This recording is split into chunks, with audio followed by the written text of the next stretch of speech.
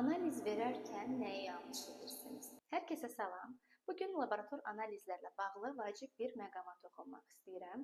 Bəzən pasientlər internetdən araşdırdığı məlumatlara əsasən analiz verir və analizin nəticələrini normativlərə əsasən özü şərh etməyə çalışır. Lakin həkim analiz nəticələrini dəyərləndirərkən təkcə normativləri deyil, həmçinin pasientin yaşını, çəkisini, cinsiyyətini, keçirdiyi xəstəlikləri, qəbul etdiyi dərmanları da nəzərə alır. Ola bilər ki, analiz nəticəniz normaldır, sizə müalicə lazımdır və ya ola bilər ki, analiz nəticələriniz normadan aşağı və ya yuxarıdır, sizə heç bir müalicə lazım deyil.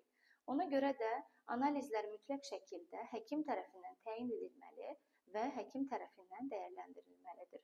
Siz yanlış analizləri verərək, analizlərinizi yanlış şərh edərək həm pulunuzu, həm vaxtınızı itirirsiniz, həmçinin ən vacibi isə diaqnozunuzu gecikdirmiş ola bilərsiniz.